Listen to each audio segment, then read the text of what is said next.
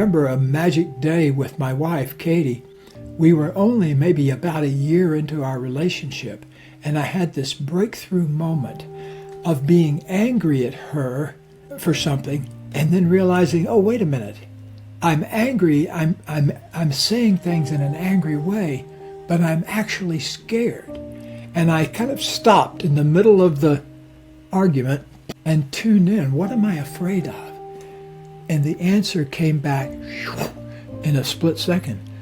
I'm afraid I'm going to lose you. And so I just blurted that out. I'm afraid I'm going to lose you. And then as soon as I said it, I realized it didn't have anything to do with her. It was a projection of an old script that went back to losing connection with my mother. So when you were exactly my age, 24 years old, you weighed over 300 pounds, you were smoking a couple of packs of cigarettes a day, and you were in a very toxic relationship at the time, and you had a job that you defined as crappy.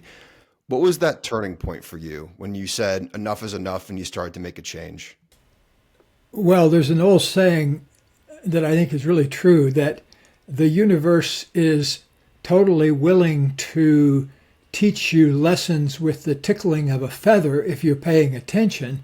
But if you're not paying attention, it's equally happy to hit you over the head with a mallet with the same lesson.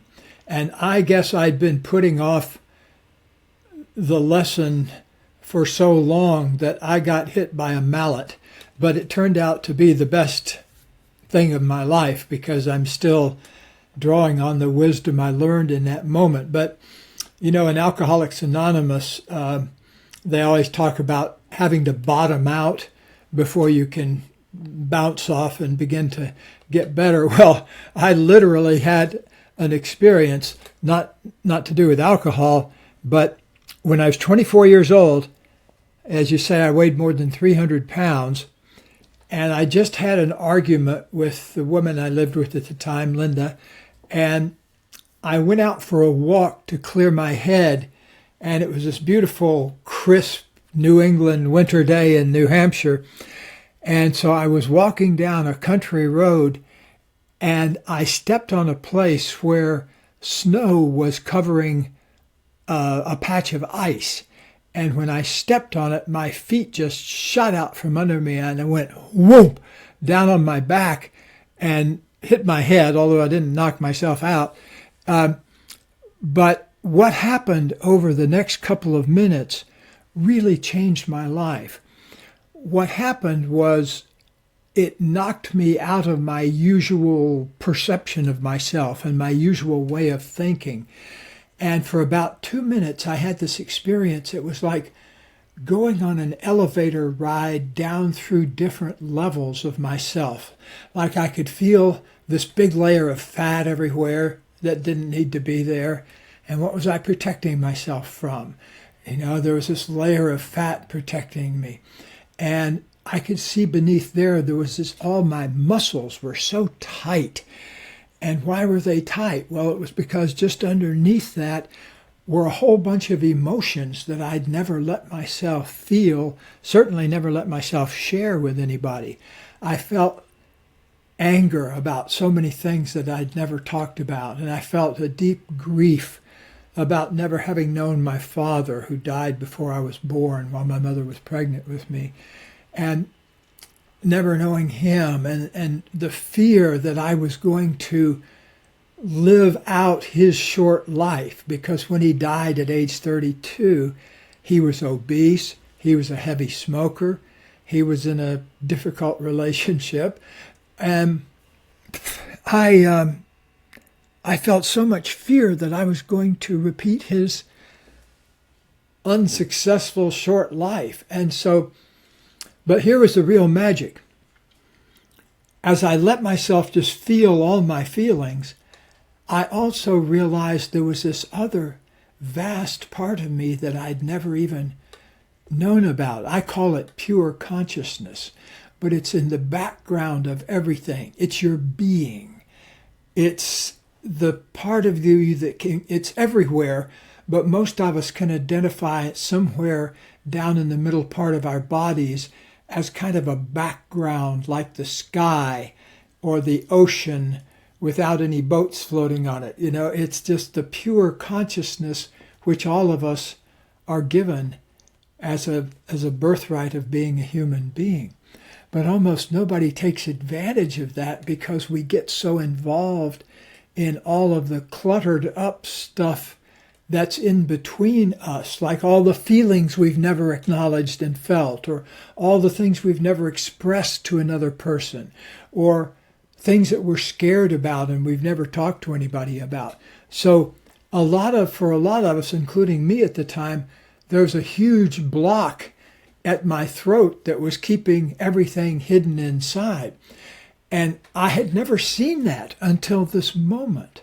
Although in other relationships, I probably had half a dozen different women when I was a teenager or early 20s say something like, I like you, but you never say anything. You never share your feelings or anything like that. And when I would hear that, I would say, oh, God, I don't know what you're talking about. And tell me something in plain English that I can do differently. But, I think when you're into as much resistance and obliviousness, commitment to obliviousness, I call it now, I was so committed to being oblivious that I just didn't let useful information in. And so I had to go wham on my back for 2 or 3 minutes to get a sense of who I really was. Well, here's the real magic, though, Brian. I think what really changed my life was first being exposed to that pure consciousness and all the other stuff in between. But I also made a commitment. I could feel myself coming back into my normal awareness. Oh no, I want a cigarette. Or, oh no, I got to walk a mile back home in the cold. I could feel all this coming back into me. But then I had, for some reason, the presence of mind to make a commitment. And the commitment was, I commit to doing whatever it takes to feeling that pure consciousness all the time.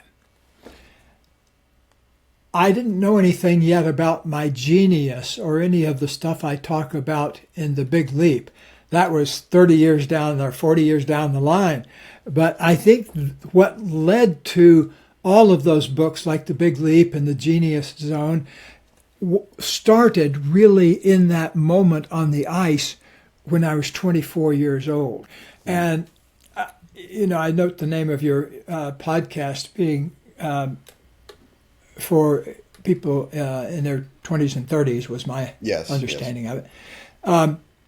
Well, that is such a primo time to take in some information like this, because if you understand yourself, you don't have to go bam on the eyes to do what I did. In other words, you can learn the same thing by wisdom rather than having to go out and do a backflop on the ice.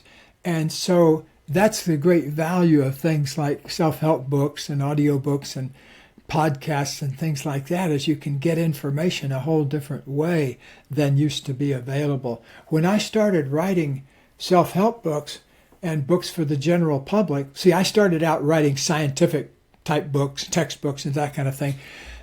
Being a good Stanford Ph.D. boy, I thought I had to do that kind of thing. But then I realized one day that, if I were on my deathbed 50 years from now, I wanted to be able to say, I wrote from my heart. I love to write, but I wanted to write everything from my heart. And so that's the declaration I made. But this idea of committing to pure consciousness is basically the same thing as committing to bringing forth your genius, because it's this hidden part of ourselves that if you let it come through, becomes just magical in your life. Because, once I started that process of opening up to my pure consciousness, everything changed. Like I lost more than 100 pounds over the next year. And I invented my current body. I'm 6 feet and about 180 pounds for a long time. But those days I was 6 feet and 300 and some pounds. Yeah. And so 120 pounds less. You know, I'm very athletic looking now. And as a matter of fact, earlier this morning, I was just doing my 3-day-a-week workout at the gym, where I go in and I pump iron and get myself pumped up for the day. Something that you talk about is this concept of causing our own external pain in order to avoid some internal pain. And I feel like for external pain, there's like a roadmap for how to feel better or how to heal that pain. For example, if you have a headache, you can either take a nap or take an Advil, or if you have financial troubles, you decrease your spending and increase your income. But I feel like there's not really a map for internal pain. There's no roadmap for internal pain. What do you think is the roadmap for internal pain? What should we do to try to heal that internal pain? Yes, we have several algorithms we use here that are really worth learning. One of them is see, feel, love. In other words, if you see something in yourself, particularly something you don't understand, maybe it's not able to understand yet because you haven't fully owned it. You've tried to keep it out of yourself. So if you see it, then take a moment to actually feel it in your body, down in the 3 emotion zones of the body that are the troublesome emotion zones. One of them is anger, which are mostly perceived by tight muscles up the neck and between the shoulder blades. Sadness or sorrow, which is usually felt between the throat and the chest, lump in the throat, or kind of a cloudy, constricted feeling, or a kind of a lump in your chest. Well, those are all sorrow related. Fear related, down in your belly, where you feel the famous butterflies in the stomach.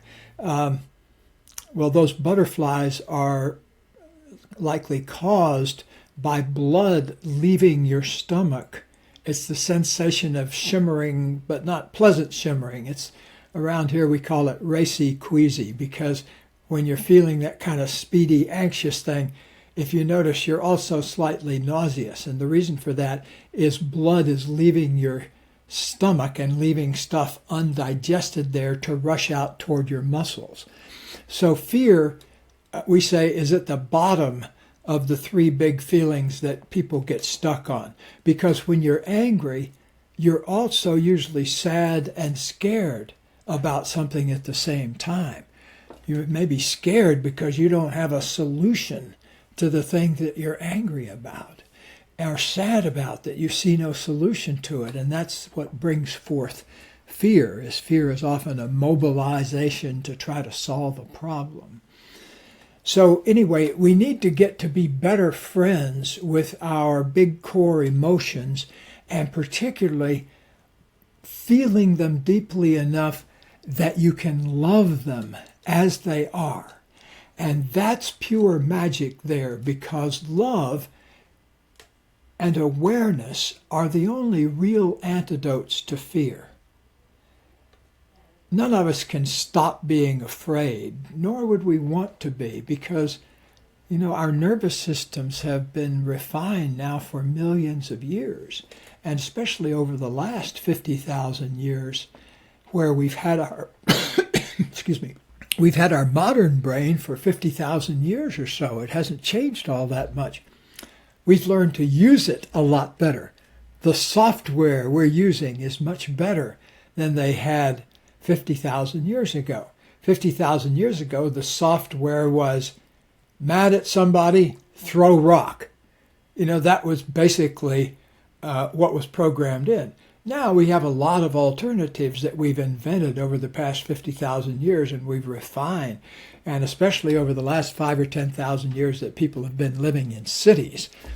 It's hard to do a lot of refinement of your nervous system if everybody's a hunter-gatherer, which we were up until roughly 10,000 years ago. And so you have to keep these things in their evolutionary perspective too, because that's very helpful, because then you realize, don't try to make your fear go away. Open up and listen to it. Feel it.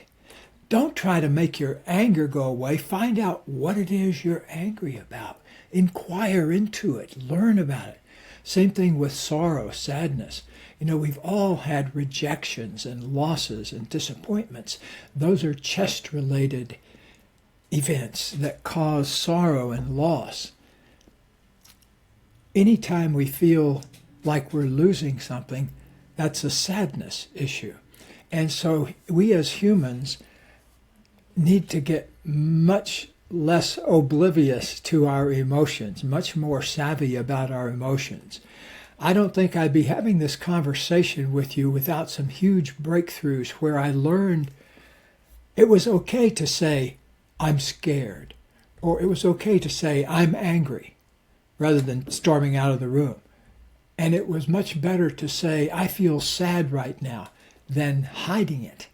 And so I began to practice a more emotional kind of openness way back. In fact, I remember a magic day with my wife, Katie. We were only maybe about a year into our relationship, and I had this breakthrough moment of being angry at her for something, and then realizing, oh, wait a minute, I'm angry, I'm saying things in an angry way, but I'm actually scared. And I kind of stopped in the middle of the argument and tuned in. What am I afraid of? And the answer came back in a split second. I'm afraid I'm going to lose you. And so I just blurted that out. I'm afraid I'm going to lose you.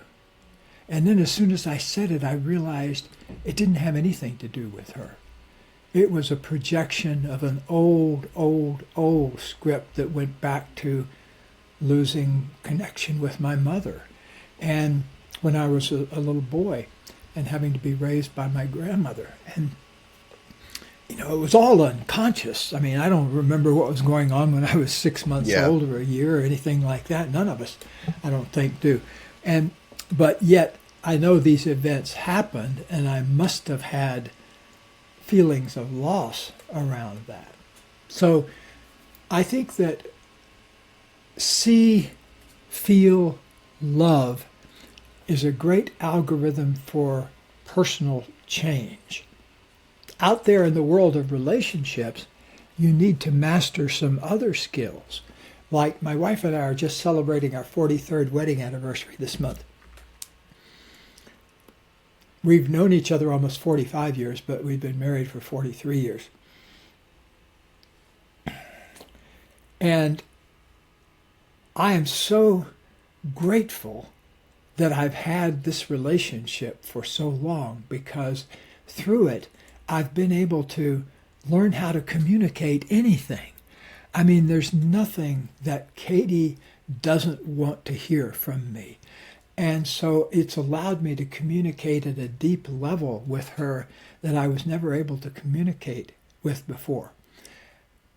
And I actually feel very proud of that, because a month before I met her, I made a declaration that I wanted to create a relationship where both people could be absolutely free to say anything they wanted to say and listen to anything the other person was saying. And I'd never really seen that before, but that's what I wanted.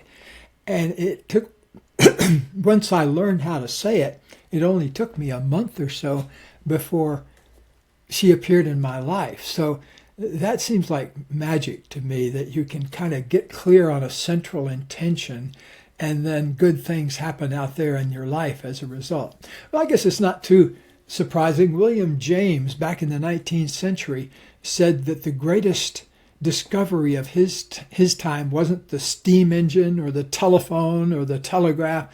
It was that human beings realized suddenly that they had the power to affect their outer lives by changing their inner beliefs and inner convictions about how life had to be. And he thought that was the greatest discovery of his time, which I think, in my own life, just learning how to focus on positive things rather than focus on trying to get rid of the negative things. That was such a revelation to me.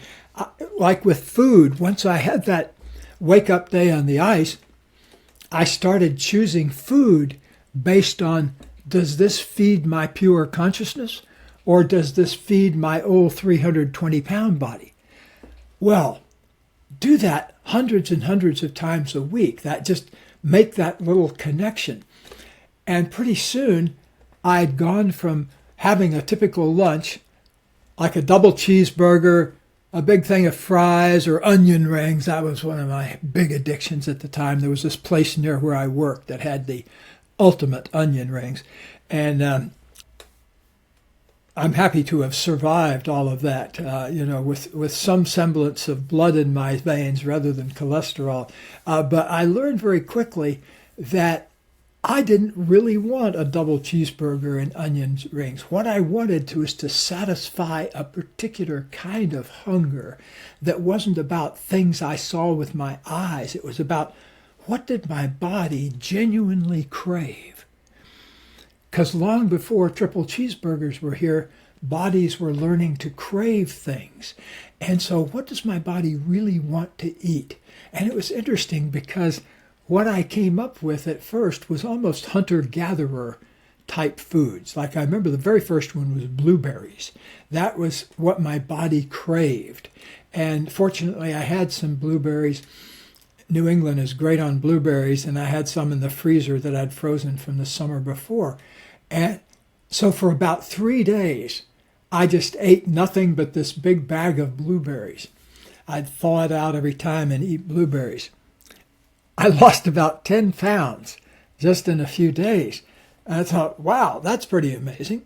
And so that's why I started choosing my food in that kind of very crystal clear way. Is this going to feed 300-pound Gay, or is this going to feed the future me where I feel pure consciousness at every moment? It took me years of getting a bunch of things. Like during that course of that year, I lost the weight and also my vision changed, so I no longer had to wear glasses to pass my driving test. And so that was a huge revelation to me, that kind of a spiritual change like that could have so much to do with physical kinds of things. I also discovered along the way, I had to get out of that relationship I was in. So very hard to get out of a toxic relationship, I've found. But once you've done it, there's so much feeling of liberation. I hope you haven't had one of those experiences, but I suspect that most of us do have one somewhere in our teens or 20s. So I had to get myself out of that relationship and taste some freedom. And that took me a year or so to make that extraction, which it felt like extracting a wisdom tooth or something. But through the next 11 years or so, I learned a lot about relationships and finally was able to create a really good one for myself that I've been so blessed with for the past 5 decades now.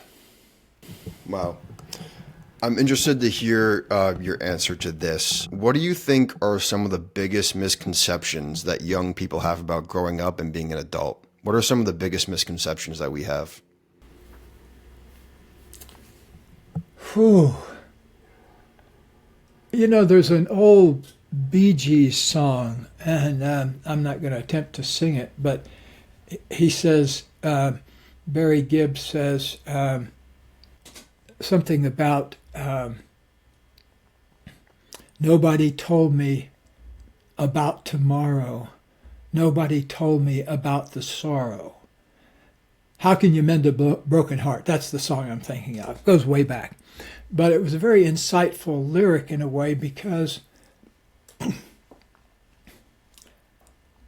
there may be some forms of sorrow that you just have to feel, that nobody can tell you about or warn you about. I don't know, but I wish I'd heard more open-hearted discussions about real emotions when I was growing up. I didn't hear any of that in my family. I grew up in the South in the 1950s, where it was a John Wayne culture among the men, the strong, silent type, the Western hero who can get shot in the leg and doesn't flinch. Famous story of the English admiral 200 years ago that a cannon shot hit him on the deck, and he said, "By Jove, I've lost my arm." Well, maybe that's a heroic mythological way to handle your pain, but it's not a very useful way to make closeness happen. The thing is about emotions is so many of us project them onto other people. You made me mad. Or why did you treat me like this and make me so sad? Or why are you scaring me like this? We don't own our emotions. We put ourselves often in the victim position. But it's hard to make any positive changes from the victim position because you think other people control your life. So one of the big moments in any relationship is when you go from, "Why are you doing this to me?"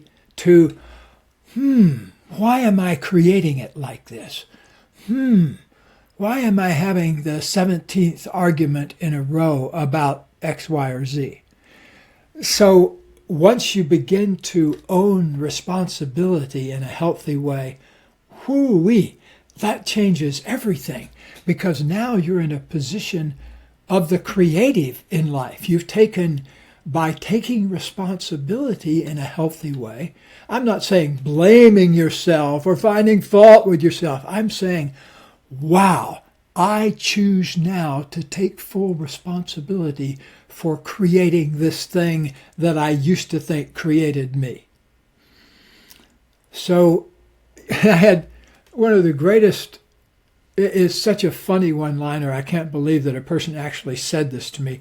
But the greatest one-liner I've ever heard come out of a therapy session was when I used to work in Colorado. I was a professor in the counseling psychology department there for 21 years, from 1974 to 1995. And during that time, my job was training graduate students as master's degree level counselors. And it was a fabulous job and a fabulous career, which I love being a university professor. But one of the things that goes on at a university is exactly the same thing that goes on in a toxic family or relationship situation. That these faculty meetings would be all about each person arguing their victim position. And it's exactly like what I saw in the couples counseling office. One couple after another would come in, "Why do you do this to me?" And the other ones say, "Well, why do you do this to me?" Both of them were jockeying for the victim position. So here we have a saying that says all relationship conflict is based on a race to occupy the victim position. One person thinks they're the victim, the other person jumps in and says, "Wait a minute, you're the one that's ruining my life, not me." And so it gets into this deadlock like that. And we've actually had people in this very office here who've come from faraway places, oftentimes from the other end of the world, to work with us. And they've been fighting about that very issue for sometimes 20 or 30 years. They've been going back and forth with who's the bigger victim. And the interesting thing is, why would you do that? Why would you do something that makes you miserable for 30 years? Simple answer. You're addicted to the adrenaline of the conflict. You've become addicted to the toxic medicine that's released, the adrenaline of victimhood and the adrenaline of blaming people, especially blame. Blame just fires up your adrenaline, and it's addictive. And in fact, if you look at human adrenochrome, it's one of the most wildly addictive substances on earth, and it's so powerful that if you went like that and had some on your finger, you'd be rocketing around the room. Fortunately, in us, it's dispensed in very microscopic amounts, so most of us don't get up and run around the room when we get a little bit scared. But oftentimes we make poor decisions when we're scared, decisions that we wouldn't make if we weren't in that state of fear and victimhood. And so in relationship, get comfortable with taking responsibility for things, even if they look like it's the other person's fault. Because there's always two sides to every story, but it only gets resolved if both people take full responsibility and say, why would we be creating it this way? What are we getting out of having a fight every Friday night? And once you start asking that question, you say, oh, we're both afraid to big up.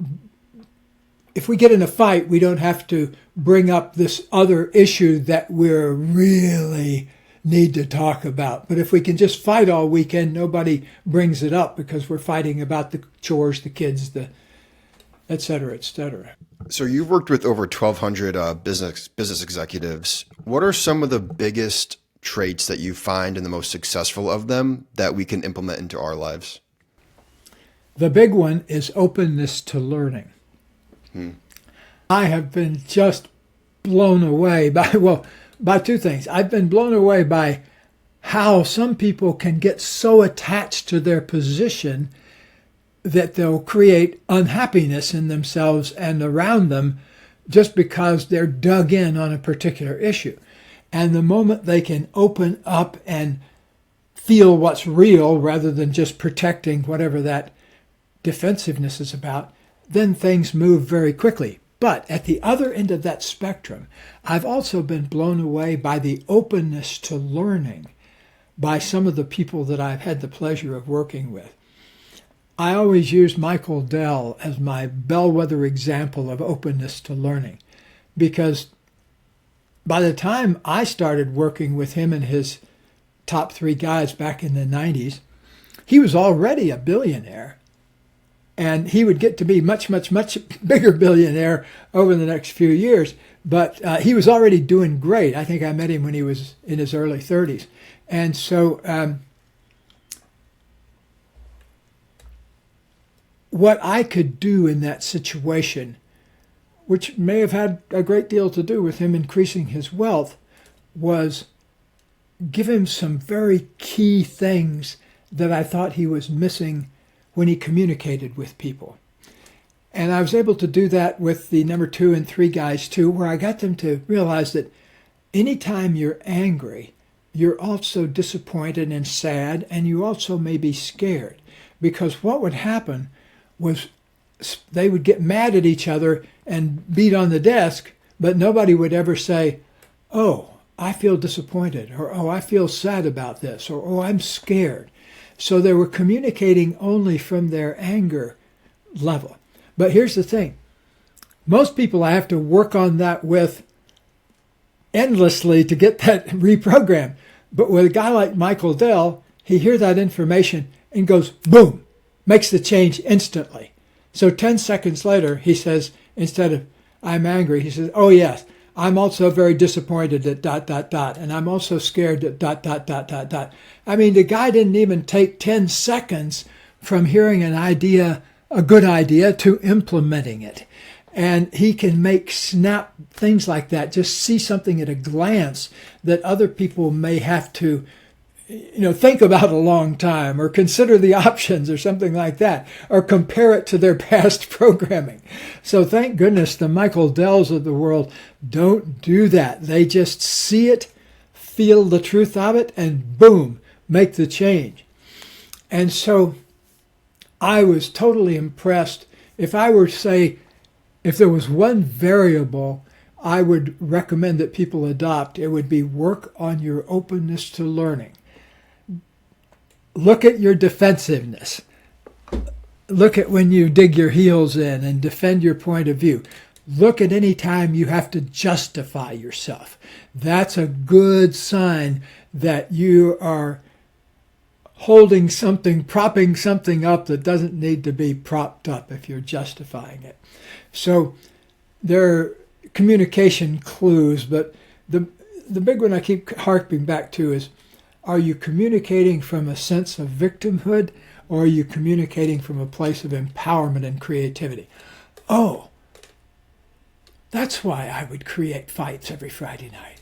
Oh, the moment you start taking that level of responsibility, look out, your world is about to change. And in The Big Leap and in The Genius Zone, the 2 primary books on the subject that I've written, what's next if you get good at that is opening up more of your genius zone, that you have more bandwidth to do what you really love to do. And to me, focusing on doing what I love to do changed my life, because when I first started doing that in the 80s, I was spending 10% of my time in my genius zone. By the time I got to the end of the 90s, 15 years later, I was virtually 100% of my time in my genius zone. You know, of course, I have my chores. I have to go on airplanes like everybody else, and I'm in charge of the kitty litter here and loading the dishwasher and things. So, you know, all of us have got our chores, but most of my time is spent doing exactly what I most love to do and what is of most value to people around me. It's my genius zone, and it's yours too. Yeah. So my last question for you is, let's say that I gave you the ability to talk to that 24-year-old before he slipped on the ice and had that breakthrough. What would you tell him? There's a whole world inside you that you can learn about. There's your thoughts and your feelings, your fears, your anxieties. You're trying to shut them out of your body. Go in and feel them, map it out, learn to talk about it, because there's a gold mine, if you do, that you'll open up this territory inside I call pure consciousness, and from there you can design the beautiful life that you want to have. I did it and have been living it for the past 45 years, so I know it can be done.